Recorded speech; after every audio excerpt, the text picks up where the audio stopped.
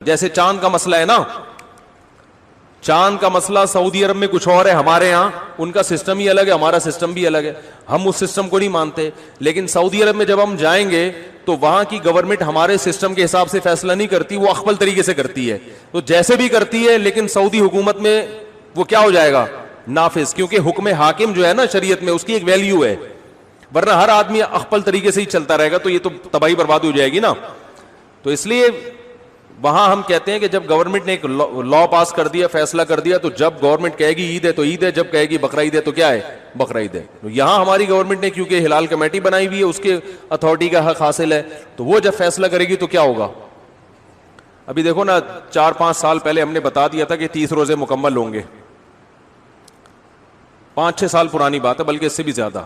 فلکیات والے کہہ رہے تھے چاند کہیں بھی نظر نہیں آئے گا، 30 روزے پکے ڈکے. تو ہلال کمیٹی نے اعلان بھی نہیں کیا کہ کل عید ہے، اور 30 روزے ہو گئے، تراویح بھی ہو گئی، ہماری مسجد میں بیان شروع ہو گیا. ایک دم رات کو 10:30 بجے اطلاع آئی کہ کل کیا ہے؟ عید ہے. ہلال کمیٹی نے اپنا فیصلہ واپس لے لیا. اب ہمارا میٹر تو گھوما تھا کہ چاند کہیں دور دور کا بھی نام و نشان نہیں، پتہ نہیں ان کو نظر کہاں سے آ گیا. لیکن بہرحال ہم نے بھی کیا کیا ہے؟ عید منائی ہے. کیونکہ اب اپنی رائے میں مسلط کروں گا، بھائی میں اس فیصلے کو نہیں مانتا، ہمارے جامع رشید بھی نہیں مانتا، تو بھائی جامع رشید کوئی گورنمنٹ تھوڑی ہے. تو گورنمنٹ کی طرف سے جو کمیٹی ہے، ہلال کمیٹی اتھارٹی، حکومت کی طرف سے اس کو حاصل ہے. تو جب حکومت کوئی فیصلہ کرتی ہے تو وہ فیصلہ آپ کی رائے پر مقدم ہوتا ہے.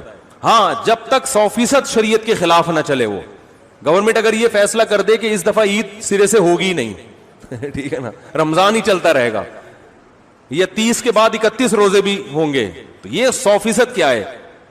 غلط ہے. اس میں اختلاف رائے کی گنجائش ہے ہی نہیں. تو جو ایسا فیصلہ جس میں اختلاف رائے کی کوئی تک بنتا ہی نہیں ہے، گنجائش ہی نہیں ہے، وہاں یا گورنمنٹ شراب کو حلال کر دے، وہ تھوڑی ہوگا. اسی طرح گورنمنٹ نے جو 4 شادیوں پہ پابندی لگائی ہے، تو یہ پابندی شریعت میں کیا ہے؟ کالعدم ہے. آپ چھپ کے کر سکتے ہو، چھپ کے نکاح کرو، تو یہ بالکل جائز ہے. تو یہ کیونکہ قرآن میں صاف لکھا ہوا ہے، تو یہ اختلافی مسئلہ تھوڑی ہے. بقرہ عید کی جو قربانی ہے وہ اصل میں یہ درس دیتی ہے کہ آپ اپنے آپ کو اسلام کے سپرد کر دیں، اسلام کو اپنے حساب سے چلانے کی کوشش بولو نہ کریں. رسول اللہ صلی اللہ علیہ وسلم سے جب پوچھا گیا کہ قربانی کیا ہے، تو آپ نے کیا فرمایا؟ سنت ابیکم ابراہیم، تمہارے باپ ابراہیم کی بولو سنت. کیا مطلب؟ اس حدیث میں بہت ساری باتیں چھپی ہوئی ہیں، بہت ساری علم و حکمت کی باتیں. دیکھو، دنیا میں اس سے بڑا کوئی ظلم نہیں ہو سکتا کہ ایک انسانی جان کو قتل کیا جائے. ہو سکتا ہے؟ بولنا پڑے گا آپ لوگوں کو، ہے بھائی. کسی انسانی، بلکہ کسی بے گناہ جان کو قتل کیا جائے، چاہے وہ جانور ہی ہو، انسان تو دور کی بات. بلا وجہ کسی جانور کو قتل کرنا بھی، بھائی پھر ویڈیو بنا رہے ہیں، ہلو بھائی ویڈیو نہیں بنائے. بلا وجہ کسی انسانی جان کو قتل کرنا ساری دنیا میں غلط سمجھا جاتا ہے، اور اسلام میں بھی کیا یہ عمل حرام ہے. کسی بھی جان کو، وہ جان اگر انسان کی ہو تو یہ جرم اور زیادہ بولو بڑھ جاتا ہے. نمبر 3، وہ جان اگر مسلمان کی ہو، کلمہ گو کی ہو، تو یہ جرم اور بھی زیادہ، بولتے کیوں نہیں یار، بڑھ جاتا ہے. مسلمان کا قتل کرنا اور بڑا جرم ہے. وہ جان اگر کسی رشتہ دار کی ہو تو اس کا جرم اور زیادہ بڑھ جاتا ہے. رشتہ دار کو قتل کرنا کسی غیر کو قتل کرنے سے زیادہ بڑا جرم ہے. رشتہ داروں میں سب سے مضبوط رشتہ اولاد کا ہوتا ہے. اس کی دلیل یہ ہے کہ آپ کے مرتے ہی سب سے زیادہ وراثت کس کو ملتی ہے؟ اولاد کو. اس لیے اسلام نے سب سے گہرا رشتہ کس کا مانا ہے؟ اولاد. تو اولاد کو قتل کرنا قتل کی نوعیت میں اور بھی بڑا جرم. کیا خیال ہے بھائی؟ تو باپ کو حکم دیا جا رہا. اچھا، چھٹی بات، اولاد بھی ایسی جو بے قصور ہو.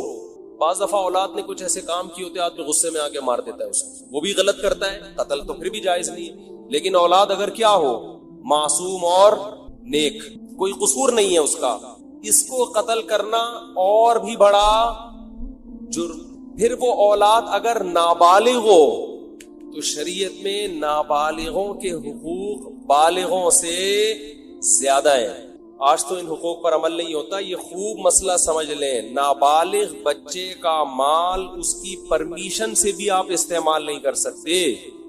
نابالغ بچہ صدقہ کرے گا تو شریعت میں وہ کالعدم ہے, کیونکہ اس کو یہ حق نہیں ہے کہ اپنا مال کسی کو دے دے. وہ ابھی نہ سمجھے, شریعت نے اس کے تصرفات اور اس کے اس قسم کے افعال کو کالعدم قرار دیا ہے.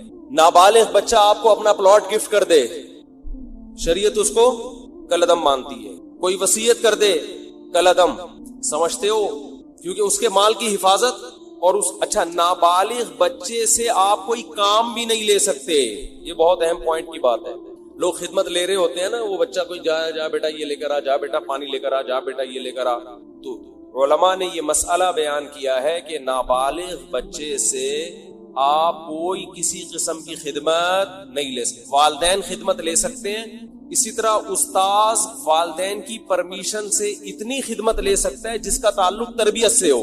بہت مشکل ہے بات سمجھنا, بہت. مثال کے طور پر آپ نے پڑھنے کے لیے اپنا بچہ کسی ٹیچر کے حوالے کیا. اب ٹیچر کا ادب بھی آپ چاہتے ہیں اپنے بچے کو سکھانا, تو ماں باپ نے بچے سے یہ کہا اور ٹیچر سے بھی یہ کہا کہ اس سے خدمت لیتے رہا کریں. کبھی کبھار پانی منگوا لیا, یہ کام کروا لیا, دکان سے جو ہے وہ کوئی چیز منگوا دی, تاکہ اس میں استاذوں کی خدمت کا جذبہ برقرار رہے. تو ٹیچر اس نیت سے اس سے خدمت لے سکتا ہے تاکہ اس میں خدمت کا جذبہ برقرار رہے, اور یہ بھی جب لے سکتا ہے جب بچے کے والدین کی طرف سے ٹیچر کو اس کی پرمیشن بھی ہو, کیونکہ اصل متولی ماں باپ ہے, استاذ نہیں ہے. بہت مشکل ہے یار, کیسے سمجھائیں. تو لیکن آج کیا ہو رہا ہے, بعض اداروں میں بچوں سے محنت مشقت والے کام لیے جاتے ہیں, تو وہ جائز نہیں ہے, ان سے خوب سمجھ لیں. اسی طرح ہنر سکھانے کے لیے بھی بچے سے خدمت لی جا سکتی ہے والدین کی پرمیشن سے. ماں باپ اپنے بچے کو میکینک بنانا چاہتے ہیں, تو شو روم میں لے جا کے وہ جو ورک شاپ میں بٹھا دیا, تو وہاں جو بھی استاذ ہے اس سے کہا کہ بھئی اس سے پلگ پانا وغیرہ کھلواؤ تاکہ اس کو یہ کام آئے. تو ہنر سکھانے کی نیت سے بھی ٹیچر, استاذ, وہ نابالغ بچے سے خدمت لے سکتا ہے. کس کی پرمیشن سے؟ ماں باپ کی. مگر اس میں بھی یہ ہے کہ یعنی زیادہ محنت مشقت والے کام اس صورت میں بھی جائز نہیں ہے جس سے وہ تنگ آنا شروع ہو جائے. سمجھتے ہو, یہاں ایک مدرسہ ہے, مجھے نہیں یاد پڑتا کہ میں کبھی کسی بچے سے میں نے پانی بھی منگوایا, مجھے نہیں یاد پڑتا. تو یہ اصول ہے, خوب سمجھ لیں. تو اس سے پتہ چلتا ہے کہ نابالغ کے حقوق اسلام میں بالغوں سے زیادہ ہیں. ٹھیک ہے, تو اس کا قتل کرنا تو اور بڑا جرم ہوگا نا. تو ابراہیم علیہ السلام کو اللہ تعالی حکم دے رہے ہیں کہ آپ قتل کریں ایک جان کا, اور وہ جان بھی انسانی جان, اور انسانی جان بھی معصوم بے گناہ, اور معصوم بھی آپ کا رشتہ دار, اور رشتہ دار بھی وہ جو سب سے قریبی, اور نابالغ بھی جس کے حقوق بالغوں سے زیادہ ہیں. اور مزید ایک بات یہ کہ وہ بچہ جو آپ کو آپ کی قربانیوں کے صلے میں بطور گفٹ ملا تھا. نہیں آ رہی بات. ابراہیم علیہ السلام نے جب اللہ کے لیے قربانیاں دی ہیں نا, تو اس کے گفٹ میں اللہ نے کیا دیے؟ اسماعیل. تو یہ تو اور زیادہ عجیب سی, یہ تو یعنی اللاجیکل بات بھی ہو گئی کہ معاذ اللہ نقل کفر ایک بہت بڑا جرم بھی کروایا جا رہا ہے, قتل انسانی کا, اور اللاجیکل کام بھی کروایا جا رہا ہے. اس لیے کہ جو چیز بطور گفٹ کے دی جاتی ہے وہ کبھی واپس نہیں لی جاتی. وہ طبعی عمر کو پہنچنے کے بعد انتقال کر جائے تو وہ تو سب نہیں مرنا ہے. ابراہیم علیہ السلام کہہ سکتے تھے اللہ تو نے تو میری قربانیوں کے صلے میں مجھے یہ بیٹا دیا تھا, تو دیا کیوں تھا جب تو نے اس عمر میں لینا تھا اور میرے ہی ہاتھوں ذبح کروانا تھا اس کو. کوئی لاجک سمجھ میں آتی ہے؟ آپ لوگ کی سمجھ میں آ رہی ہے میرا خیال ہے, تو بول لو نہیں آتی سمجھ. کوئی آتی ہے سمجھ میں لاجک اس کی؟ بالکل اللاجیکل کام, بالکل اللاجیکل کام. لیکن ابراہیم علیہ السلام نے فوراً حکم کی تعمیل کے لیے تیار. کیوں؟ اس لیے کہ اللہ جب کسی بات کا حکم دے دے تو وہ اللاجیکل بھی کیا بن جاتا ہے؟ بولو. یہ چیز آج لبرل لوگوں کی کھوپڑی شریف میں بیٹھ گئی. یہ ہر چیز بولتے ہیں کیوں, وائی, اس میں کیا ہے, کھڑے ہو کر پانی پینا کیوں, بیٹھ. میں وہ ان سے جب بھی کوئی پوچھے نا اسلام میں بیٹھ کر پانی پینا کیوں افضل ہے, کھڑے ہو کر بھی جائز ہے, افضل ہے بیٹھ کے. بولے کپڑے کیوں پہنے ہوئے, کیوں کا جواب دیکھو. جب بھی کوئی گمراہ آدمی کیوں کرے نا, سوال پوچھے, تو جواب دینے کے بجائے اس سے سوالات پوچھنا شروع کر دو کہ تیرے اوپر پہلے 10 سوال ہیں تو اس کا جواب دے. ہمیشہ ہر باطل کی عادت ہوتی ہے وہ آپ کو سوالات میں الجھائے. آپ اسی سے پوچھو کہ اور بہت سارے کیوں ایسے جن کا تمہارے باپ کے پاس بھی, اب تو باپ کا لفظ اب چلے گا, جس کا تمہارے باپ کے پاس بھی کوئی جواب نہیں ہے. یہ جو لبرل لوگ ہم سے پوچھتے ہیں تم لوگ لاکھوں جانور کاٹ دیتے ہو, معصوم جانور قربانی کے دنوں میں, ظلم ہے جانوروں پر, تو بجائے ان کے جواب دینے کے آپ ان سے پوچھا کرو تم ایک مرغی بھی کیوں کاٹتے ہو؟ جو میکڈونلڈ میں اتنی لاکھوں مرغیاں کٹ کے برگر میں آتی ہیں, یہ کس بیس پر کاٹ رہے ہو؟ کیونکہ انسان اتفاق سے جب وجود میں آیا ہے, یہ جانور بھی اتفاق سے وجود میں آئے ہیں, تو اتفاق سے وجود میں آئی ہوئی چیزوں میں کسی کو کسی پر برتری حاصل نہیں ہوتی. جتنا حق زندہ رہنے کا اس دنیا میں انسان کا ہے, اتنا ہی حق مرغیوں کا بھی ہے. آپ کہہ سکتے ہو کہ جانور بھی تو ایک دوسرے کو کھاتے ہیں, تو وہ تو جانور ہے نا, وہ تو گدھے ہیں, ان کو تو سینس نہیں ہے. آپ کو تو کھوپڑی دی اللہ نے, اللہ کو نہیں مانتے, چلو فطرت نے دی آپ کو کھوپڑی, اور آپ کے پاس کھانے کی دنیا میں اور کم چیزیں. دال کھاؤ, ماش کی دال میں اتنا پروٹین ہے, گوشت کی ضرورت کافی حد تک پوری کر دیتی ہے ماش کی دال. ہندو کھاتے ہیں نا دالیں, کھا کھا کے تو 99 سال زندہ رہتے ہیں.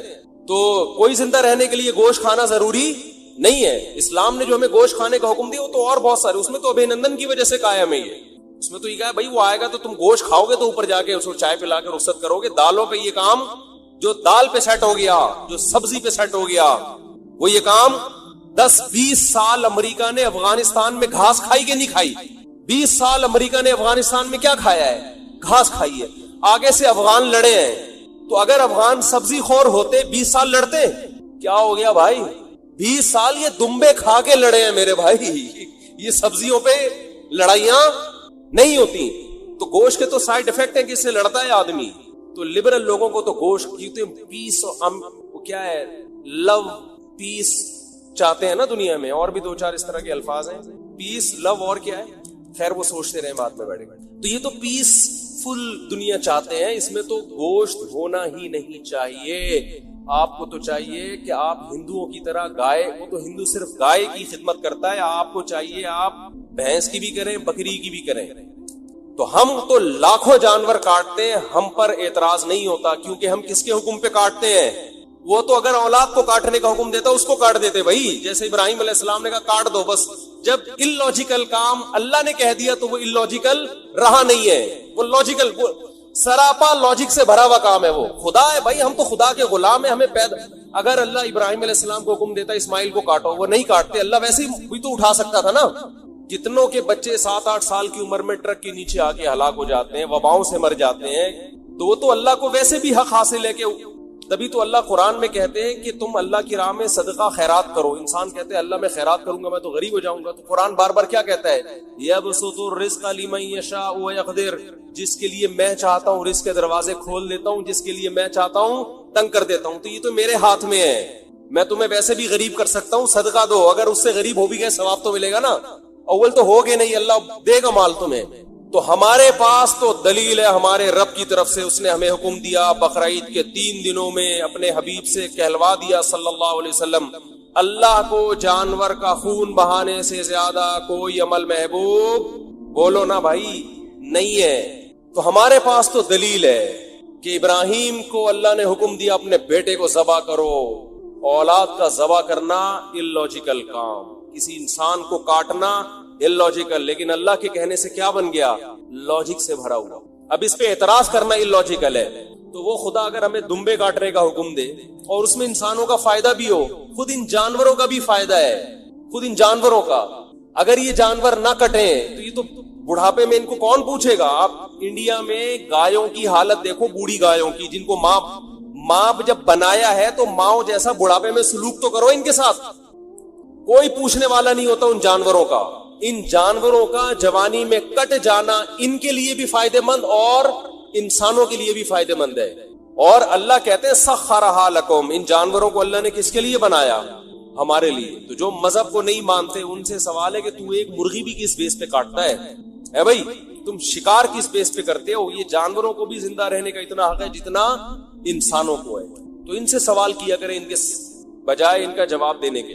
تو میں یہ عرض کر رہا تھا کہ ابراہیم علیہ السلام نے جو کام کیے دنیاوی قانون کے لحاظ سے وہ سارے کے سارے illogical, کوئی لاجک اس کی. پسینے میں ڈوب رہے ہیں اور منہ سے نہیں بنتی نا. آج تو کچھ زیادہ ہی مرجھائے ہوئے لگ رہے ہیں. اس کی کوئی پشاور میں جب میں نے جملہ ادھورا چھوڑتا نا ایسے ادھر سے آواز پورا مجمع گونجتا تو ان کو مجھے میں نے کہا فل ان دا بلینکس مگر آرام سے, خالی جگہ پر کرو مگر آرام سے. لوگوں میں جوش ہے نا. دمبے تو دمبا بولتا ہے دمبا کیا ہے بولتا ہے, مچھلی نہیں بولتی. مچھلی میں زیادہ طاقت نہیں ہے. طاقت کس میں ہے؟ مچھلی کھایا کریں ویسے صحت کے لیے اچھی چیز ہے, لیکن جو پاور آئے گی نا بازوؤں میں طاقت آئے گی وہ دمبے سے آئے گی, وہ مچھلی سے نہیں آئے گی. خیر, تو ابراہیم علیہ السلام نے جو سارے کام اللاجیکل کیے تبھی تو وہ کیا بنے.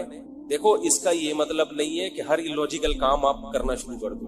ہمارے دینداروں میں ایک بڑا مسئلہ ہے, جتنے بھی کام کریں گے سارے کھوپڑی سے, کسی کی کھوپڑی میں سمجھ میں نہیں آئے گے کر کیا رہے ہیں. جب اللہ اس کے رسول نے حکم دے دیا تو پھر نہ دیکھو. جب تک حکم نہیں دیا تو ہمیں کھوپڑی استعمال کرنے کا حکم ہے.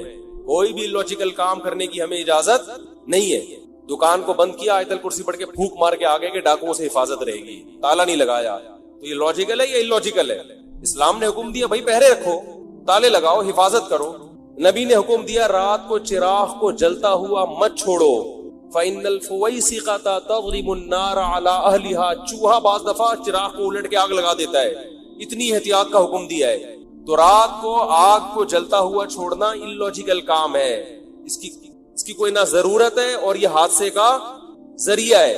نبی نے فرمایا, ایک صحابی ایسے کنکر کو نا ایسے پھینک رہے تھے, آپ نے فرمایا یہ اس سے نہ کوئی دشمن ہلاک ہوگا, اس سے کسی کی آنکھ پھوٹ سکتی ہے. لوگ اٹھا اٹھا کے پتھر پھینک رہے ہوتے ہیں نا ویسے ہی ٹائم پاس کرنے کے لیے, کسی کے لگ سکتا ہے. ہر کام سے پہلے آپ نے 100 دفعہ سوچنا ہے کہ اس کی کوئی لاجک بنتی ہے کہ نہیں بنتی. لیکن جہاں اللہ کا حکم آ جائے تو بس یہی لاجک ہے کہ کس نے حکم دیا ہے. سمجھتے ہو؟ اسی میں ایک بات خوب یہ بھی, جب بات چل پڑی ہے, والدین جب کسی بات کا آرڈر کیا کریں نا اور اس میں آپ کا کوئی بڑا نقصان نہ ہو تو یہ نہ دیکھا کریں کہ یہ کیوں بھائی, یہ اب کس کا حکم ہے؟ باپ. یہ باپ کا حکم ہے, ماں کا حکم ہے, ان کو خوش کرنے کے لیے کرنا ہے. اس میں زیادہ پنچایتوں میں نہ جایا کریں یہ کیوں کہہ رہے ہیں, یہ کیوں کہہ رہے ہیں. بھائی جو کہہ رہے کر لو یار, یہ خوش ہو جائیں گے, بس ان کو خوش کرنا ہمارا مقصد ہے. بحث بہت ہوتی ہے آج کل, میاں بیوی میں بحثیں چل رہی ہوتی. شوہر کسی بات کا آرڈر دیتا ہے, آرڈر یا گزارش کرتا ہے, آرڈر کا لفظ ذرا سخت ہو گیا, بیہائنڈ دا سین آئے گا. کسی نے میرا ایک بنایا بیہائنڈ دا سین, میں نے کسی چلے چھوڑے, تو ریکویسٹ کرتا ہے. چھوڑو یار اس ریکویسٹ کو بھی, ٹائم بہت تھوڑا ہے نا. یہ قربانی کا فلسفہ ذرا کھوپڑی میں اچھی طرح بٹھا دوں. تو ہم جو جانور ذبح کرتے ہیں کیوں, کوئی ہم سے پوچھے کیوں, وجہ کیا ہے بھائی, کس نے حکم دیا؟ اللہ نے. ایک بات خوب سمجھو. دوسری بات دیکھو, آج میں نے دیکھا ہے جو وہ چیزیں ہمیں نظر آ رہی ہیں جو بچپن میں ہم جن کا تصور نہیں کرتے تھے, جو بہت غلط ہو رہا ہے کام. بقرعید کے جو ایام ہیں ان میں روزہ رکھنا کیوں حرام ہے؟ اس لیے کہ یہ گوشت اللہ کی طرف سے ضیافت ہے اپنے بندوں کے لیے. اس کا مطلب بقرعید میں ہمیں یہ گوشت کھانا چاہیے. یہ تکبر ہے گوشت سے اجتناب کرنا بقرعید کے ایام. میں حیران ہوتا ہوں, بقرعید کے دن دعوت کر رہے ہوتے ہیں لوگ, چکن کھلا رہے ہوتے ہیں, چکن بریانی پکائی ہوئی. بھائی یہ تو بہت برا عمل ہے, مسلمانوں کا شعار ہے یہ قربانی کا گوشت. کس بیس پر آپ چکن پکا رہے ہو؟ کوئی پرہیز ہو کسی کو تو ایک الگ بات ہے, کہہ رہے جی مہمان زیادہ آ گئے تو چکن کھلا رہے ہوں. ہمارے نبی کھانے پینے کے شوقین نہیں تھے, بہت قناعت, جو کی روٹی, کھجور, وہ بھی 40 دن گھر میں چولہا نہیں جلتا. لیکن بقرعید کے دن آپ صلی اللہ علیہ وسلم قربانی کے گوشت کھانے کا اتنا اہتمام کرتے کہ بقرعید کے دن پہلا نوالا جو آپ کے حلق مبارک میں اترتا وہ قربانی کے گوشت کا, کہ اللہ کی طرف سے ضیافت ہے تو ہم گوشت کا انتظار کریں گے. ہمارے ہاں لوگ گوشت کو گوشت کے طور پہ دیکھ رہے ہیں, اللہ کی ضیافت کے طور پہ نہیں دیکھ رہے, اس کو گوشت لے رہے ہیں. ایک صاحب ہیں ڈیفنس میں, انہوں نے قربانی کی, ساری قربانی صدقہ کر دیتے ہیں, اپنے گھر میں کرتے ہی نہیں قربانی. میں نے کہا کیوں؟ کہہ رہے یار ہم تو پورے سال گوشت کھاتے ہیں تو اس لیے میں گھر میں قربانی نہیں کرتا, سارا ادھر ادھر, بس گھر میں ہمارا دکان سے ہی آ رہا ہے. یہ بہت بری حرکت ہے بھائی. آپ کو اللہ اس لیے تھوڑی قربانی کروا رہے کہ پورے سال آپ جو بیچارے دال کھاتے ہیں تو وہ گوشت کھا لیں, اس لیے تھوڑی کروا رہے اللہ قربانی. جب کوئی عزت دار آدمی آپ کو دعوت دے اور کہے کہ ہماری دعوت میں آئے, آپ پوچھیں کیا پکاؤ گے, وہ کہے میں قورمہ بریانی, اور آپ دعوت سے شارٹ ہو جائیں. اگلے دن وہ فون کر کے پوچھ رہا ہے آپ میری دعوت میں کیوں نہیں؟ آپ کہتے ہیں یار ہم تو صبح شام پیزا برگر کھانے والے لوگ ہیں, روز کھاتے ہیں, یہ قورمے بریانی تو یہ ہمارے لیے کوئی اتنی ویلیو نہیں رکھتے. یہ تو ہم اپنے غریبوں کو کھلاتے ہیں. اس کو غصہ آئے گا کہ نہیں آئے گا؟ کیا ہو گیا بھائی؟ او بھائی ابھی اس کے قورمے کو نہیں دیکھا جائے گا, اس کی نسبت دوست کی طرف کی جائے گی کہ میرا بچپن کا دوست ہے, اس نے وہ بے شک دال چاول کھلائے. آپ جائیں گے نوالے بھر بھر کے شوق سے کھائیں, تعریفیں بھی کریں گے. آپ کی ماں نے بھنڈی پکائی ہو ہے بھائی, مسور کی بھنڈی تو بہت اعلیٰ غذا ہے. مسور کی دال جو اللہ دشمنوں کو بدعا, جب کیونکہ بہت خشک ہوتی ہے مسور کی دال, بہت خشک مسور کی دال پکائی آپ کی والدہ نے, لیکن دال چاول مسور کی دال بہت اچھی ہوتی ہے. میں یہ وضاحتی بیان اس لیے کرنا پڑتا ہے کہ پھر لوگ دال چاول دعوت کرتے ہیں نا, کچھ اور چیز لے آتے ہیں سامنے. تو آپ کی والدہ نے محبت سے مسور کی دال پکائی, تو آپ محبت کے اظہار میں لقمے بھر بھر کے کھاؤ گے کہ نہیں کھاؤ گے؟ تو یہ تکبر ہے کہ ڈیفنس میں رہنے والا آدمی کہہ رہا ہے یار ہم تو پورے سال گوشت کھاتے ہیں, ہمیں کیا ضرورت ہے؟ تو بھائی شوق سے کھاؤ, تواضع کے ساتھ کھاؤ. یار ہم تو اللہ کے رزق کے محتاج ہیں, اللہ تیرا فضل ہے کہ تو ہمیں کھلا رہا ہے. حقیقت ہے اللہ نہ کھلائے تو ہم تو بھوکے مر جائیں. تو اس میں شوق سے نبی صلی اللہ علیہ وسلم نے, روایت میں آتا ہے 100 اونٹ نہر کیے, 60 اپنے ہاتھوں سے, باقی حضرت علی سے. ہر گوشت ہر جانور میں سے تھوڑا سا آپ نے نوالا لیا ہے اس میں سے. تو اس لیے اس میں تکبر بھی ٹھیک نہیں ہے کہ ہمیں کیا ضرورت ہے, ساری قربانی ادھر کر دی بھائی, کچھ نہ کچھ گوشت رکھو. اور کنجوسی بھی ٹھیک نہیں. بعض لوگ اللہ کی ضیافت کو جو قبول کرتے ہیں تو اگلے سال بقرعید تک وہ ضیافت ہی چلتی رہتی ہے. محرم کے حلیم کس سے پکڑے ہیں بھائی؟ اتنی بھی کنجوسی ٹھیک نہیں. وہ ایک چٹکلا ہے نا اس پہ, ایک آدمی کو خواب آیا, بقرعید کے 6 مہینے بعد خواب آیا کہ اس کا بکرا جنت میں ٹہل رہا ہے, ایک ٹانگ نہیں ہے, ایک ران نہیں ہے. اس نے پوچھا فرشتوں سے یہ کون ہے بھائی؟ اس نے کہا یہ تمہارا بکرا جو تم نے ذبح کیا تھا جنت میں. ٹانگ کہا, کہہ رہا وہ ابھی تک فریزر میں پڑی ہوئی, وہ ابھی تک تمہارے, وہ جب پہنچے گی تو لگا دیں گے یہاں. سمجھ رہے؟ تو اتنی کنجوسی بھی ٹھیک, کھاؤ بھی اور کھلاؤ. رج کے کھاؤ تو رج کے کھلاؤ, لیکن رج کے کھانے میں اتنا ضرور ہے کہ گوشت اسی کو سوٹ کرتا ہے جو اس کو یوٹیلائز بھی, تھوڑا سا ورزش ہو, محنت ہو, تو پھر تو گوشت کھائے انسان. زیادہ محنت کا کام نہیں ہے, تو پھر اللہ کی ضیافت اتنی قبول کریں جتنی افورڈ کر سکتے. میرے بیان سن کے چربیاں کھا کے پتہ چلا آغا خان میں پڑے ہوئے ہیں, لیکن کھائیں ضرور.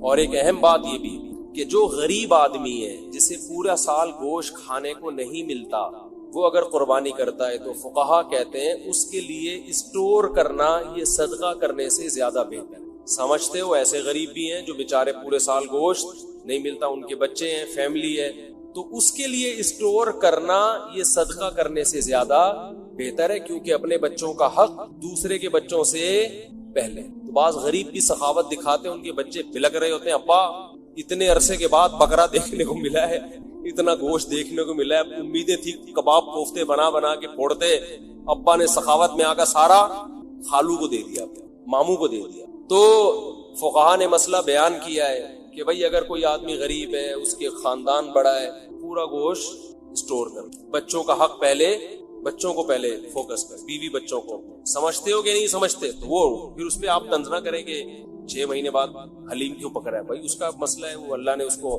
تو بچوں کو پہلے کھلائے باقی بات. تو یہ جو قربانی کے 3 حصے کیے جاتے ہیں یہ فرض واجب نہیں ہے, یہ مالدار کے لیے ایک مستحب حکم ہے کہ آپ مالدار ہیں تو آپ تو پورے سال کھاتے رہتے ہیں, ایک حصہ آپ کھا لیں, آپ اللہ کی طرف سے ضیافت ہے, ایک حصہ رشتہ داروں میں بانٹ دیں.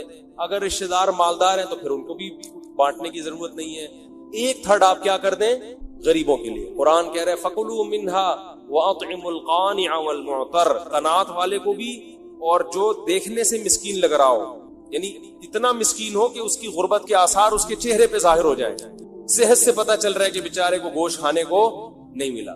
تو غریبوں کو بھی کھلاؤ, خود بھی کھاؤ. تو جو غریب ہے وہ سارا کھا لے, جو مالدار ہے وہ 1/3. قربانی کے مسائل سے متعلق آج ارادہ ہوا کہ ان مسائل سے متعلق ایک کلپ ریکارڈ کروا دیا جائے اور لوگوں کو قربانی کے بیسک مسائل بتائے جائیں. لوگ بہت زیادہ جو سوالات پوچھتے ہیں, تو اس پہ میں نے کچھ اشارے لکھ لیے اپنے سامنے تاکہ جو سوال بہت زیادہ پوچھے جاتے ہیں میں ان کے بارے میں ریکارڈ کروا دوں.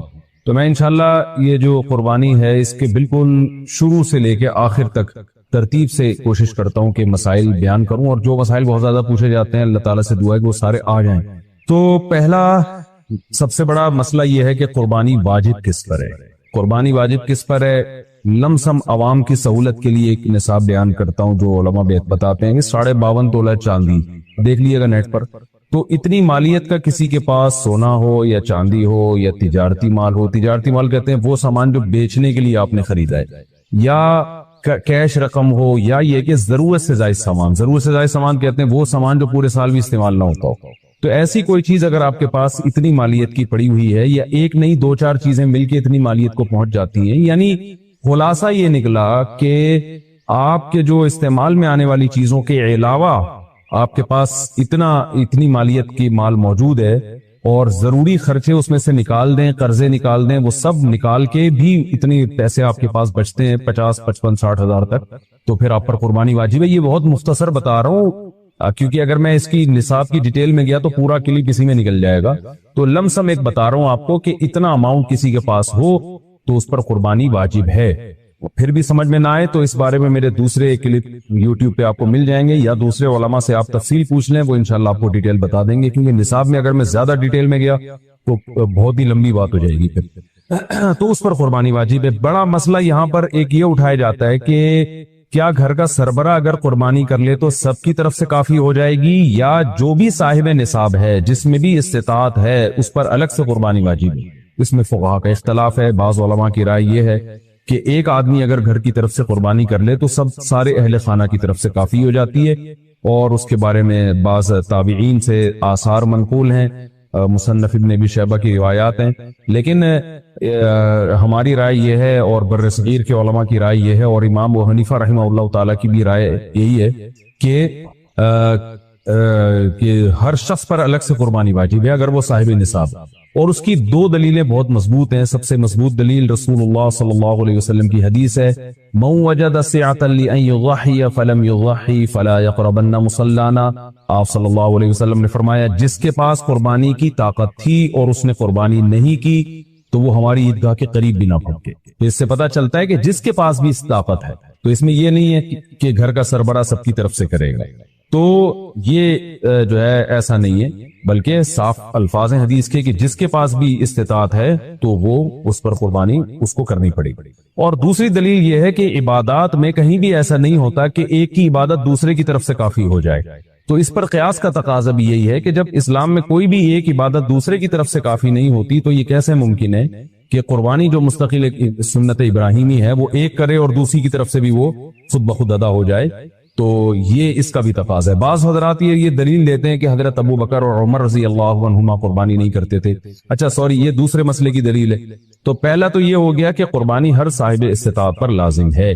بیگم کے پاس اگر زیور ہے اور اتنی مالیت کا ہے تو اس پر بھی قربانی واجب ہے۔ پھر وہ الگ بات ہے کہ اس کی طرف سے میاں اس کی پرمیشن سے کر دے، یعنی واجب تو اس پر ہوگی لیکن ضروری نہیں ہے کہ وہ خود کرے، اس کی طرف سے اس کا میاں بھی کر سکتا ہے اس کی پرمیشن سے، اجازت سے، اور میاں اپنی طرف سے بھی یہ کر دے اور بیگم کی طرف سے بھی یہ کر دے، یعنی گھر کے ایک فرد کرے گا اور سب کی طرف سے کافی ہو جائے یہ نہیں ہے، بلکہ ہر فرد کو الگ کرنی پڑے گی۔ وہ الگ بات ہے کہ اپنے پیسے سے کرنا ضروری نہیں ہے، وہ فرد خود کرے یا کسی سے کروا دے، کہ جب کسی سے قربانی کروائے گا تو اس کو پیسے دے، یا جو قربانی اس کی طرف سے کر رہا ہے وہ خود اپنے پیسے استعمال کر لے تو بھی ٹھیک ہے۔ یعنی یہ بھی ٹھیک ہے کہ ابا، آپ کے جو ابا ہیں، آپ کے جو والد صاحب ہیں وہ قربانی کر رہے ہیں اور سب بالغ بچوں کی طرف سے کر رہے ہیں، پیسے کسی سے نہیں لے رہے تو بھی ٹھیک ہے، کوئی حرج نہیں۔ یا شوہر بیوی کی طرف سے کر رہا ہے اور پیسے نہیں لے رہا اس سے تو بہت اچھی بات ہے، ایسا نیک شوہر اللہ میاں سب کو دلائے۔ تو یا بیگم صاحبہ کر رہی ہیں اپنے خرچے پہ اور میاں کی طرف سے بھی کر رہی ہیں، میاں سے پیسے نہیں لے رہی، سبحان اللہ، بہت اچھا لگا آپ کو سن کے، تو ہمیں بھی بہت اچھا لگا۔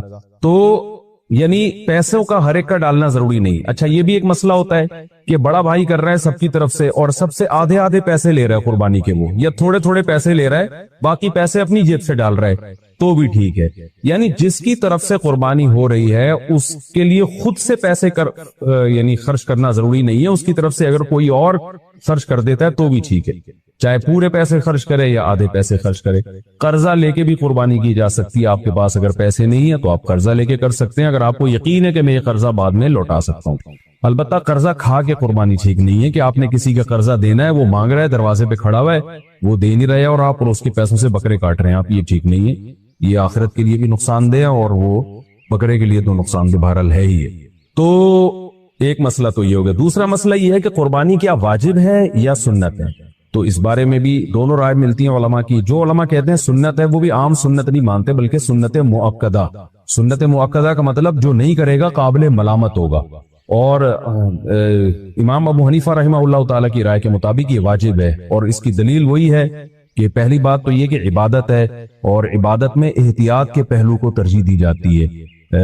کیونکہ احتیاط اسی میں ہے کہ اس کو اگر واجب قرار نہیں دیتے تو بہت سے لوگ قربانی کا فریضہ چھوڑ سکتے ہیں اور اس بات کا خطرہ موجود ہے کہ قیامت میں ان کو گناہ نہ ملے. تو اس لیے احتیاط کے پہلو کو ترجیح جائے گی. اور مضبوط دلیل امام ابو حنیفہ کی قرآن نبی صلی اللہ علیہ وسلم کی وہی حدیث ہے من وجد سعة لأن يضحي فلم يضحي فلا يقربن مصلانا. آپ صلی اللہ علیہ وسلم نے فرمایا جس کے پاس قربانی کی گنجائش تھی اور اس نے قربانی نہیں کی وہ ہماری عیدگاہ کے قریب بھی مت پھٹکے. آپ صلی اللہ علیہ وسلم 10 سال مدینہ منورہ رہے, ہمیشہ آپ صلی اللہ علیہ وسلم نے قربانی کی. بعض حضرات یہ دلیل دیتے ہیں کہ حضرت ابو بکر اور حضرت عمر نے قربانی نہیں کی اپنے دور خلافت میں, اس سے پتہ چلتا ہے کہ قربانی واجب نہیں ہے. تو یہ دلیل اس لیے درست نہیں ہے کہ حضرت ابو بکر اور حضرت عمر رضی اللہ تعالیٰ عنہ مسکین تھے, غریب تھے, اگرچہ مسلمانوں کے خلیفہ تھے, لیکن یہ ان کی ایک کوالٹی تھی کہ اتنے لاکھوں مربع میل کے مالک ہونے کے باوجود وہ پیون زدہ کپڑے پہنتے تھے. تو صاحب استطاعت پہ قربانی واجب ہے. یہ دونوں حضرات بڑے تھے مگر قربانی نہیں کی انہوں نے, جیسے کہ روایت میں آتا ہے اس کی وجہ استطاعت نہ ہونا.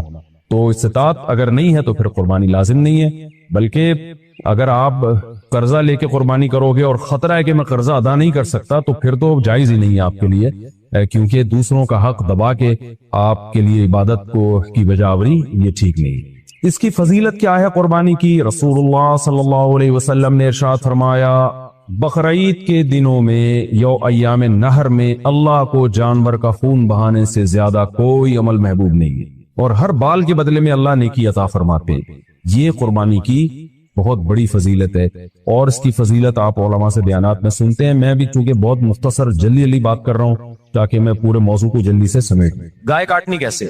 پہلی بات, آپ قصائی کو کنٹرول کرنے کا طریقہ کسی انسٹیٹیوٹ میں جا کے سیکھیں آپ, کیونکہ گائے سے زیادہ بقرعید کے دنوں میں قصائی کو کنٹرول کرنا مشکل کام ہے. حقیقت بتا رہا ہوں آپ کو, قصائی گڑبڑیں کرتے ہیں. پہلی بات, قصائی کیا کرتا ہے, کیونکہ اس کے پاس اس 3 دنوں میں نا بقرعید کے قصائی سے زیادہ مہنگا دنیا میں کوئی آدمی ہوتا نہیں ہے.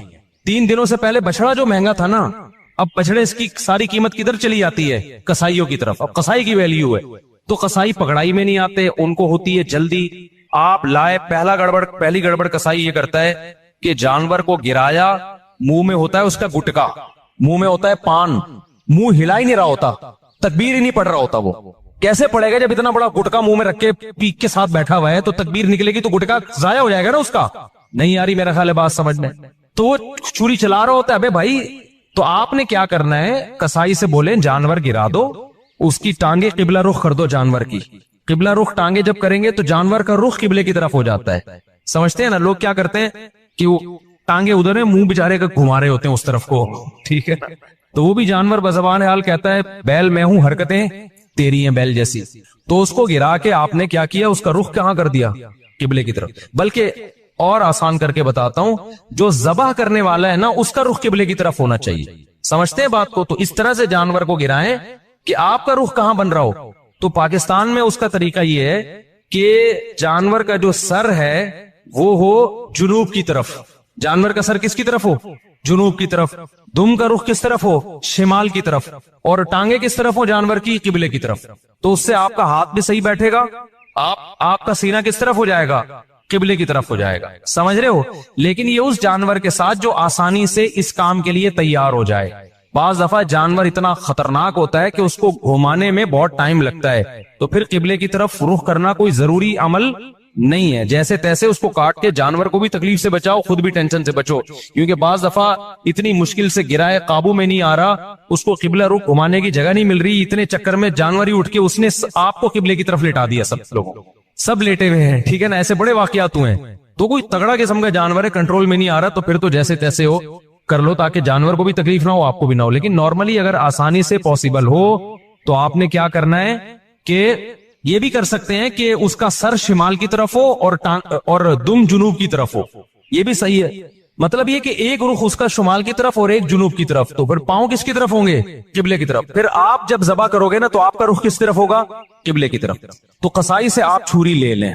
بعض دفعہ قصائی غیر مسلم بھی ہوتے ہیں, تو غیر مسلم کا ذبیحہ بھی اسلام میں حلال نہیں ہے, مشرک بھی ہوتے ہیں بعض دفعہ. میں نہیں کہہ رہا وہم کریں خام خواہ میں قصائیوں کی رپورٹ وہاں طلب کا شناختی کارڈ دکھائے اسلام لکھا ہے کہ نہیں لکھا, اتنی تکلف کی ضرورت نہیں ہے, لیکن احتیاط کرنے میں میرا خیال ہے کوئی حرج. قصائی کو پہلے سے جانتے ہیں تو ٹھیک ہے, نہیں جانتے تو پھر خود ذبح کر لو بھائی, سنت ہے نا یہ. کیا خیال ہے؟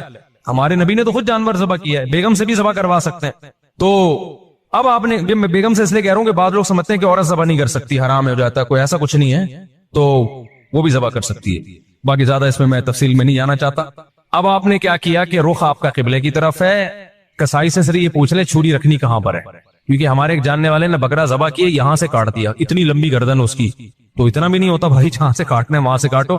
تو رکھ کے آپ نے زور سے بسم اللہ اللہ اکبر پڑھنا ہے. آہستہ سے نہیں پڑھنا, بلکہ آہستہ سے پڑھ لیں گے تو بھی قربانی ہو جائے گی, لیکن زور زور سے کیا پڑھنا ہے؟ بسم اللہ اللہ. اور علماء کہتے ہیں قریب والے لوگ بھی پڑھیں تاکہ چھری چلانے والے کو یاد آ جائے. آپ نے جب ذبح کیا تو صرف 4 رگیں کاٹنی ہیں اس کی. ایک نرخرا, یہ جو خوراک کی نالی ہے, ایک سانس کی نالی ہوتی ہے, اور 2 ودج ہوتی ہیں جو دل سے پریشر کے ساتھ خون دماغ کی طرف لے کے جا رہی ہوتی ہے نا, 2 نالیاں, بہت پریشر سے اس سے خون نکلتا ہے. تو یہ 4 ٹوٹل نالیاں کٹ جائیں گی. اس کے بعد مزید کچھ نہ کاٹیں. آج کل قصائی کاٹتے چلے جاتے ہیں کیونکہ وہ چاہتے ہیں جانور جلدی ٹھنڈا ہو جائے, پھر جا کے وہ اندر نلی پہ چھورا مارتے ہیں اندر. اس سے جانور ٹھنڈا جلدی ہو جاتا ہے, لیکن اس کا نقصان کیا ہے کہ جانور کا خون جسم سے اچھی طریقے سے نہیں نکلتا. ذبح کرنے میں جو ایک بہت بڑی حکمت ہے وہ ہے کہ جانور کی باڈی سے اس کا خون نکل جائے سارا.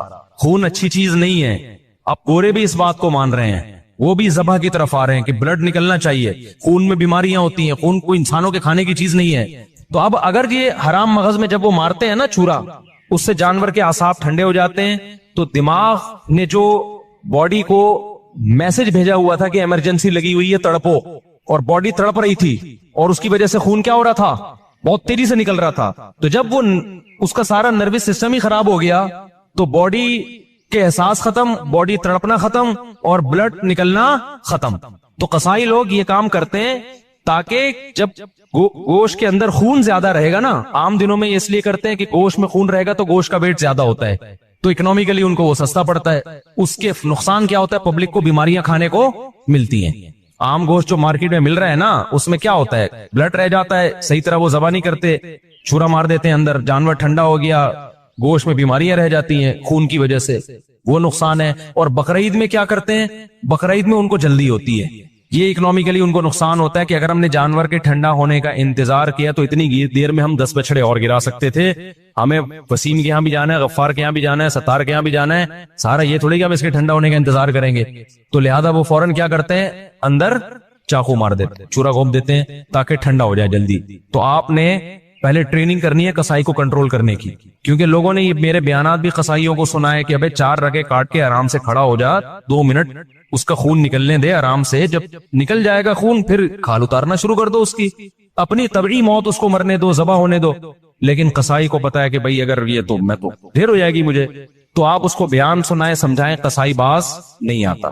تو اس لیے میں بار بار کہتا ہوں کہ آپ نے جو جس کھونٹے سے جانور کو باندھا ہوا تھا نا, 4 رگے کاٹ کے تھوڑی دیر کے لیے وہاں سے قصائی کو باندھ دیں آپ. معذرت کے ساتھ قصائیوں سے پیشگی معذرت, وہ بھی ہمارے دوست یار ہیں بھائی, اسی سوسائٹی کا حصہ ہیں, لیکن کنٹرول میں ہی نہیں آتے نا, وہ کرتے ہیں, وہ نہیں مانتے. تو آپ نے تھوڑی دیر کے لیے جتنے بندے بیل پر تھے وہ سارے بیل کو چھوڑ کے کس پہ آ جائیں؟ قصائی پہ آ جائیں, اس کو کنٹرول کریں. وہ کاٹے گا, اندر تک کاٹتا رہے گا, اس کو بولے 4 رگے کٹ گئی بس, سمجھ رہے ہو؟ اس سے گوشت میں ذائقہ بھی آئے گا, گوشت میں بیماریاں بھی نہیں آئیں گی. اور شریعت کا جو حکمت ہے کہ گوشت پاک ہو جائے, کیونکہ خون پاک چیز ہے یا ناپاک چیز ہے؟ ناپاک چیز ہے. تو گوشت کو شریعت چاہتی ہے خون سے کیا ہو جائے؟ پاک ہو جائے, تو پاک ہو جائے گا. سمجھتے ہو؟ تو یہ کام جب آپ نے کر لیا, اس کے بعد قصائی کو بولے بھائی تو اب چھری سے جو بھی کرنا ہے کر, وہ کھال وال اتارے گا. اس کے بعد آپ نے کیا کیا ہے, وہ پھر جو شروع میں کلیجی نکلتی ہے, لوگ اس کی چاہت میں ہوتے ہیں جلدی سے ہم کلیجی کھا لیں. تو اب آپ نے حصے ایسے بنانا ہے کہ ٹھیک ہے آپ کلیجی, وہ جو چیزیں نکل رہی ہیں اس کی تیلی ویلی جو لوگوں کو شوق ہوتا ہے, وہ آپ نے 7 حصے کیے, اور 7 حصوں میں تھوڑا سا گوشت بھی لے کے ملا دیا, اور تھوڑی سی کلیجی بچا کے رکھ لی. یعنی کلیجی کے 7 حصے کیے، کلیجی دل ولز کے 7 حصے کیے، اور اس میں 7 میں کیا ملا دیا؟ بوٹیاں ملا دی کچھ، اور آخر میں جو گوشت کے 7 حصے کیے ان میں کیا ملا دی؟ کلیجی ملا دی۔ اب سود کے مسائل سے آپ کی حفاظت ہو جائے گی، سمجھ رہے ہو؟ اب اگر کہیں تھوڑا زیادہ تھوڑا کم بھی چلا گیا نا تو سودی حکام جاری نہیں ہوتے، پھر آخر میں پھر بھی بہتر ہے تول دیں، تاکہ لوگوں کو بھی نہ ہو نا، تولنے میں لوگوں کے دل بھی صاف رہتے ہیں کہ پتہ نہیں کیا ہے برتن میں نہیں ہوتا صحیح دو۔ سمجھ رہے ہو کہ نہیں سمجھ رہے؟ یہ کام آپ نے کرنا ہے۔ ایک اہم بات، قصائی کو اجرت میں گوشت دینا جائز نہیں ہے۔ قصائی کی آپ نے اجرت طے کی، بھائی یہ جانور ذبح ہوگا اور اس کے اتنے حصے ہوں گے اور یہ سب کے تم نے کرنا ہے، تمہیں اتنے پیسے دیے جائیں گے۔ اگر وہ کہتا ہے میں پٹ کا گوشت لے کے جاؤں گا، تو قربانی کے جانور کے گوشت کو کمیشن یا اجرت کے طور پر استعمال بولو نہیں کر سکتے، کیونکہ اس کا مطلب آپ اس گوشت سے معاشی فائدہ اٹھا رہے ہو، پیسے بچا رہے ہو نا ایک طرح۔ آپ کے ہم نے تو پیسے اس کو پورے دیے، تو پیسے پورے دیے لیکن یہ ایگریمنٹ کا حصہ ہے، تو آپ نے قصائی کو مایوس کر دینا ہے کہ بھائی آپ کو صرف پیسے ملیں گے، باقی اخلاقی طور پر جب کلیجی گھر سے پکے آئے گی تو جہاں سب کھا رہے ہوں گے آپ بھی کھا لینا، کوئی منع تھوڑی کریں گے، الگ سے اس کا کوئی گوشت میں حصہ نہیں ہونا چاہیے۔ سمجھتے ہو؟ اس کو مایوس کر دیں، آپ پیسے ملیں گے، اور پھر آخر میں جب آپ گوشت بانٹ رہے ہوں تو کسی کو بھی دے دیں، پھر اس میں قصائی کو بھی دینے میں کوئی حرج نہیں۔ لیکن آج کل یہ عرف بن چکا ہے، قصائی لازمی گوشت کا حصہ لے کے جاتے ہیں، پھر وہ بیچ رہے ہوتے ہیں، بقرعید کے بعد دکانوں پہ بک رہا ہوتا ہے پھر وہ، سمجھ رہے ہو؟ کھال کے بارے میں کیا حکم ہے؟ کھال جانور کی یا تو آپ استعمال کر لیں، کسی کو بھی دے دیں شرکا میں سے، اس کی کھال کو آپ نمک وغیرہ لگا کے استعمال کر لیں، جائے نماز بنا لیں، بڑی بہترین چیز ہوتی ہے۔ اور اگر آپ نے اس کو بیچ دیا تو پھر اس کی قیمت صدقہ کرنی پڑے گی، پھر آپ اس کی قیمت استعمال نہیں کر سکتے، تو ڈائریکٹ کھال صدقہ کرتے ہیں یا بیچ کے قیمت صدقہ کرتے ہیں۔ اور ویسے استعمال کرنا چاہے تو کھال استعمال ہو سکتی ہے، وہ مسلح بنایا جا سکتا ہے، اس کا کچھ بھی بنایا جا سکتا ہے، مشکیزہ بنایا جا سکتا ہے، پہلے زمانے میں تو لوگ یہی کچھ کرتے تھے۔ یہاں تک بات کھوپڑی شریف میں آ گئی ہے تو اچھا، ایک اہم کام آپ نے یہ بھی کرنا ہے کہ بھائی قربانی کے وقت نا ذکر اذکار کا ہونا چاہیے، شور شرابے کا نہیں ہونا چاہیے۔ یہ عبادت ہے، اللہ کے حکم پہ آپ اللہ کے مسخر کردہ جانور کو کاٹ رہے ہو، اللہ کے دربار میں پیش کر رہے ہو، تو یہ عبادت کا وقت ہے۔ اس میں جس قسم کا ہلہ گلہ ہو رہا ہوتا ہے یہ اس موقع پہ بالکل سوٹ نہیں کرتا۔ گوشت کھاتے ہوئے آپ ہلہ گلہ کر لیں، شام کو تکے بن رہے ہیں تھوڑا سی مذاق کر لیں، لیکن جب جانور ذبح ہو رہا ہے نا تو اس وقت یہ ہنسی مذاق کا ٹائم نہیں ہے، اس وقت کس چیز کا ٹائم ہے؟ اللہ کے ذکر۔ دعا پڑھے، انی وجہت وجہی للذی فطر السماوات والارض حنیفا وما انا من المشرکین، اے اللہ میں نے اپنے رخ کو ذات کی طرف پھیر لیا جس نے آسمانوں اور زمین کو پیدا کیا، میں شرک کرنے والوں میں سے نہیں ہوں، صرف تیرے نام پہ جانور کاٹوں گا، کسی اور کے نام پہ نہیں کاٹوں گا۔ ان صلاتی ونسکی ومحیایا ومماتی للہ رب العالمین، میری نماز میری قربانی صرف کس کے لیے؟ اللہ کے لیے۔ تو اس طرح کے الفاظ زبان سے عربی میں یا اردو میں دہرائیں، اے اللہ یہ ہماری طرف سے ہے، اس کو تو اپنے دربار میں قبول کر لے۔ اس وقت جو ہلہ گلہ باجے پاؤں پاؤں اچھل کود، یہ بہت غلط حرکت ہے، سمجھ رہے ہو کہ نہیں؟ بالکل ایسے موقع پہ مسلمان پہ یہ چیزیں سوٹ نہیں کرتی۔ جو عبادت کا موقع ہے اس میں آپ اس طرح کی انٹرٹینمنٹ کر رہے ہو کہ پتہ ہی نہیں چل رہا کہ کوئی شادی ہو رہی ہے یا عبادت ہو رہی ہے، سمجھ رہے ہو کہ نہیں سمجھ رہے؟ یہ کام کرنا ہے آپ نے۔ اس کے بعد جب جانور کٹ جائے اور حصے ہو جائیں تو آپ نے کیا کرنا ہے؟ اگر آپ غریب ہیں، آپ کے بچوں کی تعداد زیادہ ہے، گوشت کھانے کو کم ملتا ہے سال میں غربت کی وجہ سے، فیملی بڑی ہے، تو سارا گوشت خود ہی کھا لیں، پھر ایک حصہ صدقہ کرنا یہ افضل بھی نہیں ہے، کیونکہ اپنے بچوں کا حق پہلے ہے، دوسروں کا حق اسلام میں بعد میں۔ بعض ایسے غریب ہوتے ہیں بیچاروں کو پورے سال گوشت نہیں ملتا، اب انہوں نے پیسے جمع کر کے قربانی کر لی تو کھاؤ بھائی، ٹھیک ہے نا، پھر صدقہ نہ کرو۔ لیکن اگر اللہ نے آپ کو مالی وسعت دی ہے، آپ پورے سال گوشت کھاتے رہتے ہیں، تو پھر 1/3 گوشت کیا کر دیں؟ کم سے کم بولو صدقہ کر دیں، افضل ہے، کیونکہ قرآن کہہ رہا ہے کلوا منہا، خود بھی کھاؤ اور مسکینوں کو بھی کھلاؤ، تو کم سے کم 1/3 گوشت کیا کر دیں آپ؟ وہ صدقہ کر دیں، آپ لوگوں کو کھلا دیں۔ آپ سمجھتے ہو کہ نہیں سمجھتے؟ دوسرا کام، باقی 1/3 کا کیا کرے؟ وہ رشتہ داروں کو دے دیں، لیکن اگر رشتہ داروں نے بھی قربانی کی پھر نہ دیں ان کو، تو 2/3 کھا لیں، لیکن 1/3 کوشش کریں کیا کرے بھائی؟ صدقہ کر دیں۔ یہ مالداروں کے لیے، غریب آدمی کیا کرے؟ پورا کھا جائے، ٹھیک ہے نا، اللہ کی طرف سے ضیافت ہے، بار بار موقع ملتا نہیں تو پھوڑ دے۔ اچھا، پھر تیسری بات، قربانی کے گوشت کو ایک بہت اہم مسئلہ ہے کہ بعض لوگ ساری قربانی صدقہ کر رہے ہوتے ہیں کہ اپنے ملک میں اپنے گھر میں کرنی نہیں ہے، بلکہ ہم نے کیا کرنا ہے؟ دوسرے ملک میں, غریبوں کے ملک میں کرنی ہے. جیسے امریکہ اور یو کے میں لوگ کر رہے ہوتے ہیں, وہاں نہیں کر رہے قربانی, یار ساری پاکستان میں کر دو, غریبوں کو کھلا دو. یہ مناسب نہیں ہے. آئی بات سمجھ میں؟ کیونکہ قربانی میں یہ اصل صدقے کا حکم نہیں ہے. اصل صدقہ بھی ہے اس میں ضمناً, اصل تو حکم یہ ہے کہ بقرعید کے 3 دن ہیں, اللہ چاہتا ہے میرے نام پہ جانور کاٹو, اور پھر اللہ کی طرف سے آپ کے لیے اس کی میزبانی ہے. اللہ میاں کہہ رہے جانور ذبح کرو اور کیا کرو, پھر کھاؤ اللہ کی نعمت. آپ کہہ رہے میں نہیں کھاؤں گا, میں کیا کروں گا, میں پاکستان میں قربانی کروں گا, میں انڈیا میں کروں گا, میں افریقہ میں کروں گا, میں خود کچھ بھی نہیں کھاؤں گا. تو میں یہ نہیں کہہ رہا کہ حرام ہے, ناجائز ہے, قربانی کا ثواب تو ملے گا, لیکن یہ ایک نوعیت کا اعراض ہے اللہ کی ضیافت سے. روزہ حرام کر دیا تاکہ آپ گوشت سے اوائڈ نہ کریں. اس لیے علماء یہ کہتے ہیں کہ آپ ٹھیک ہے باہر ملک میں قربانی کریں غریبوں کے لیے, کم سے کم ایک حصہ آپ اپنے ملک میں جہاں آپ رہتے ہیں وہاں کریں, اس لیے تاکہ قربانی کا گوشت آپ کے گھر میں آئے اور آپ اس گھر کو, اس گوشت کو کھائیں. اب مالدار لوگ کہتے ہیں ایکچولی ہمیں ضرورت نہیں ہے کھانے کی, ہم پورے سال کھاتے ہیں, ہمیں کیا ضرورت. میں نے دیکھا ایسے مالداروں کا, ہم تو کھاتے ہیں پورے سال ہی گوشت کھاتے ہیں. فون کیا اپنے خادم کو, یار تم ایسا کرو وہ وہیں عیدی سینٹر میں ذبح کر کے وہیں غریبوں کو بانٹ دو. اور بھائی آپ کو کب, ہم نے کب کہا کہ آپ نہیں کھاتے؟ یہ والا وہ والا نہیں ہے جو آپ پورے سال کھاتے ہیں. سمجھ میں آ رہی ہے بات؟ یہ وہ والا گوشت نہیں ہے جو آپ پورے سال کھاتے ہیں. دیکھو آپ کے ابا نے آپ کو بلایا, آپ گئے, آپ کے ابا نے بڑی خوشی کا اظہار کیا میرا بیٹا آج مجھ سے ملنے کے لیے آیا ہے, اور آپ کے ابا نے آپ کے لیے دال چاول لا کے رکھ دی. آپ کو ابا میں دال چاول, میں تو ویسے ہی اتنا کھاتا پیتا آدمی ہوں, میں تو کوفتے کھاتا ہوں, اور ابھی بھی میں نے تھوڑی دیر پہلے برگر کھایا, تو ایکچولی یہ آپ لائن میں دے دوں, شاپر میں ڈال کے دے دیں, میں کسی محلے میں کسی کو صدقہ کر دیتا ہوں. آپ نے شاپر میں ڈالا اور آپ نے کہا صدقے کا ثواب لوں گا میں.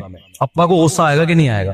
ابے تو مجھے خوش کرنے کے لیے دھونے والے کھا لیتا, اس میں سے میں نے تیرے لیے بنائے ہیں. تو جس میں تکبر ہوگا وہ نہیں کھائے گا, جس میں تواضع ہوگی وہ پیٹ بھرا ہوا بھی ہوگا نا, تو ابا کے سامنے دال چاول ایسے کھائے گا جیسے کئی دن کا بھوکا ہوں میں. کیا خیال ہے بھائی؟ ایسے کھائے گا جیسے کئی دن کا بھوکا ہوں. وہ کہے گا میں تو, مجھے تو بہت مزہ آ رہا ہے اس کے کھانے میں, بڑا دل چاہ رہا تھا میرا کھانے کو, آپ نے بڑے صحیح ٹائم پہ ابا میرے لیے دال چاول کا انتظام. ایسے موقع پہ کہنا ابا شاپر میں ڈال دو, میں پاکستان میں صدقہ کر دیتا ہوں. ٹھیک ہے نا, وہاں غربت زیادہ ہے. تو یہ جو باہر ملکوں میں, لندن میں, امریکہ میں لوگ اپنے گھر میں ذرا بھی قربانی نہیں کرتے, یہ غلط کرتے ہیں. ٹھیک ہے آپ پاکستان غریب ملک ہے, یہاں بھی قربانی کر لیں, لیکن اگر ایک ہی حصہ کرنا ہے نا تو پھر اپنے گھر میں کریں, صدقہ بعد میں کر دینا آپ. کیونکہ اللہ میاں یہ گوشت, یہ وہ بکرا نہیں ہے جو آپ روزانہ کاٹ کے کھاتے ہیں, یہ وہ بکرا ہے جو کون کھلا رہا ہے؟ اللہ کھلا رہا ہے. تو اس میں تکبر کہ ایکچولی ہمیں تو ضرورت نہیں ہے, ایکچولی ٹوپی ڈرامے چھوڑ دو بھائی, اللہ کھلا رہا ہے, شوق سے کیا کرو, کھاؤ. اللہ نے ہمیں بھی رزق دیا الحمدللہ. مجھے یاد ایک دفعہ بقرعید میں کیا ہوا کہ جی وہ میرا سفر تھا, اب دال چاول ہی مل رہی ہے بقرعید کے دن, مجھے اتنا غصہ آیا, یار آج ہماری عید کا دن ہے, کہیں سے گوشت لے کر آؤ وہی قربانی کا. میں نے ساتھیوں کو ہلا دیا, پھر انہوں نے انتظام کیا بھائی وہ فلاں جگہ. میں نے کہا بھائی گوشت کھائیں گے یار, ہم یہ پاگل, تو ہم مسلمان ہیں بھائی, بقرعید کے دن ہم پاگل ہیں کہ مرغی چکن بریانی مجھے لا کے بقرعید میں رکھ دی سفر کی وجہ سے نا. میں نے کہا ہم نہیں کھائے گا چکن بریانی, ہمیں قربانی کا کیا چاہیے, گوشت. اللہ کو یہ ادا ایسے موقع پہ کیا ہوتی ہے, پسند ہوتی ہے. ہمارے نبی کو کھانے پینے کا بالکل شوق نہیں تھا. سب سے زیادہ کھانے پینے سے اوائڈ کس نے کیا ہے؟ سید الانبیاء محمد صلی اللہ علیہ وسلم نے. آپ تو فاقوں سے رہتے تھے, بقرعید کے دن آپ کھاتے نہیں تھے جب تک جانور ذبح نہ ہو جائے اور پہلا نوالا گوشت کا آپ کے پیٹ مبارک میں نہ جائے. سمجھ رہے ہو کہ نہیں سمجھ رہے؟ اپنا شوق دکھانے کے لیے کہ ہم آج نہیں کھائیں گے, پہلا نوالا کیا جائے گا ہمارے پیٹ میں, قربانی کے گوشت کا. تو اللہ سے استغنا مت دکھاؤ, اللہ کے سامنے تکبر بولو مت کرو, وہاں عاجزی ظاہر کرو. اللہ ہم تو کھاتے رہتے ہیں, وہ بھی تو ہی کھلاتا ہے, اپنے خرچے پہ کون سا کھاتے ہیں ہم, ٹھیک ہے نا. سو ان دنوں میں تو کھلائے گا ہم کھائیں گے. تو اس لیے بقرعید کو کوشش کریں ناشتہ بھی نہ کریں قربانی کے, لیکن یہ قربانی کے گوشت جب ٹائم پہ مل جائے, ورنہ آج کل جو قربانی کا گوشت کسائی لوگ اثر میں تیار کر رہے ہوتے ہیں تو پیٹ کمر سے چپک کے خود قربانی کا بکرا بنا ہوا ہوتا ہے آدمی. پہلے زمانے میں ٹھک ٹھک ٹھک قربانی ہوتی تھی. تو اس لیے بقرعید کے دن جو ہے نا, جو یورپ امریکہ میں لوگ رہتے ہیں, بھائی اپنے گھر میں قربانی کا گوشت لایا کرو, کھایا کرو, بچوں کو بھی کھلاؤ. بولو, بچے پوچھیں ابا آج کیوں بکرے وکرے کھائے جا رہے ہیں؟ بیٹا یہ ہمارا عید کا دن ہے اور یہ ضیافت کس کی طرف سے ہے؟ اللہ کی طرف سے. آج ہم گوشت کھائیں گے. سمجھتے ہو گے نہیں سمجھتے ہو؟ ہاں, جس کو پرہیز ہے بڑے گوشت سے وہ بکرا کھا لے. ایسا نہ ہو کہ اتنا فارم میں آ جائے کہ ڈاکٹر نے منع کیا ہوا ہے بڑا گوشت کھانے سے. بعض لوگ یہ بھی کر رہے ہوتے ہیں بھائی اللہ میاں نے جب کھلا رہا ہے تو میں تو کھاؤں گا, डॉक्टर कह रहे हैं तू गाय मत खा, ठीक है ना, तेरा कोलेस्ट्रॉल बहुत बढ़ चुका है। आप कह रहे हो अल्लाह खिला रहा है, तो अल्लाह तो खिला रहा है, लेकिन अल्लाह कह रहा है पहले अपनी सेहत भी देखो ना। तो अपनी सेहत के हिसाब से आपने क्या करना है, उसको खाना है। तो अल्लाह का शुक्र है अब तक हमारी सेहत तो अफोर्ड कर रही है, हम खा लेते हैं, तो हम तो खाएंगे भाई। तो इसलिए खुशी से खाया करो, रग़बत से खाया करो। हमारे नबी ने जब हज के मौके पे ईद उल अजहा के दिन 100 ऊंट ज़बह करवाए, आपने 100 ऊंट, 60 अपने हाथों से किए, बाकी हजरत अली से करवाए, नहर करवाए।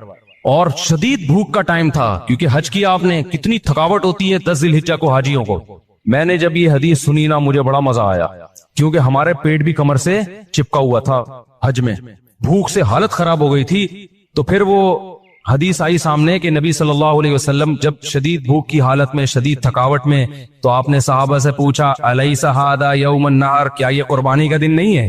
कितना मजा आया होगा ना कि ये दिन कौन सा है भाई, ये तो कुर्बानी का दिन है, ये तो खाने पीने का दिन है। साहबा ने कहा या रसूल अल्लाह, आपने 100 ऊंट नहर करवाए, फिर हर ऊंट का गोश्त जमा करके उसकी यखनी बनाई गई, और उस यखनी को आप सल्लल्लाहु अलैहि वसल्लम ने पिया, ताकि 100 के 100 ऊंट जो अल्लाह के नाम पे ज़बह हुए हैं सबसे तनावुल करने का मौका मिल जाए। तो हमारे नबी तो इस्तिगना नहीं कर रहे कि मैं क्यों खाऊं भाई, ठीक है ना।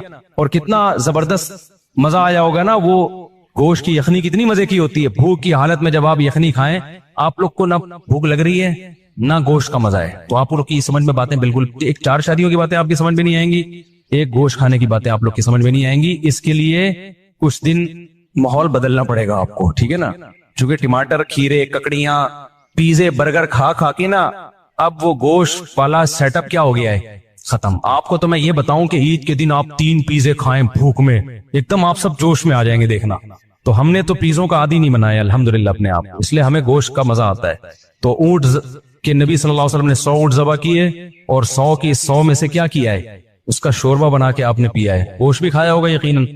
तो इसलिए जो लोग यूरोप में, अमेरिका में रहते हैं, दूसरे मुल्कों में रहते हैं, वो ठीक है, दूसरे मुल्कों में, गरीब मुल्कों में भी कुर्बानी करें अगर अल्लाह ने वसाइल दिए, लेकिन पहले क्या है, कम से कम एक हिस्सा घर में होना चाहिए, उसका गोश्त घर में आना चाहिए, उसको खाना चाहिए, समझते हो, ताकि मुसलमानों का ये त्योहार जिंदा भी रहे, इब्राहिम अलैहिस्सलाम की कुर्बानी की सुन्नत भी जिंदा रहे। वो बिल्कुल बकरीद का पता ही नहीं चलता बाज मुल्कों में, कहते हैं एक्चुअली बकरीद आई है तो एक्चुअली हमने वो फोन कर दिया है कि वो वहां कर देना, बस वहीं कर, बस नमाज वमाज पढ़ने चले जाते हैं। तो यार इतना भी, मैं तो कहता हूँ इस तकल्लुफ़ की क्या जरूरत थी आपको, ठीक है ना, इस तकल्लुफ़ की क्या जरूरत थी, नमाज भी नहीं पढ़ते आप, नहाते धोते भी नहीं, तो असल तो है ही गोश्त की कुर्बानी, नमाज तो वैसे भी पढ़ते रहते हैं ना।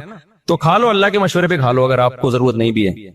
अगर 3 अफराद 2-2 हिस्सा लें और एक हिस्सा बच जाए, तो क्या वो एक हिस्सा बाकी 3 अफराद मिलकर ले सकते हैं या बाहर से किसी को दें? ये बहुत अहम मसला है। लोग ये समझते हैं कि गाय में 7 हिस्से ही जरूरी हैं, जब तक वो 7 हिस्से नहीं होंगे कुर्बानी नहीं होगी। ये बिल्कुल गलत है। गाय में ज्यादा से ज्यादा 7 हिस्से हो सकते हैं, कम से कम 6 भी हो सकते हैं, 5 भी हो सकते हैं, 4 भी हो सकते हैं, 3 भी हो सकते हैं, 2 भी हो सकते हैं। नहीं यही बात समझ में, मिसाल के तौर पर 2 आदमी गाय लेकर आए, आधी एक की हो गई, आधी एक की, तो 2 हिस्से हो गए। 3 आदमी गाय लेकर आए, 1/3 एक की, 1/3 एक की, 1/3। अब ये नहीं कि ये 1/3 में आगे मुंह वाला हिस्सा तुम्हारा, बीच वाला, पूरी गाय में 1/3। 4 आदमी गाय लेकर आए, ये एक आदमी लेकर आया, 3 आदमियों को हिस्से बेच दिए उसने।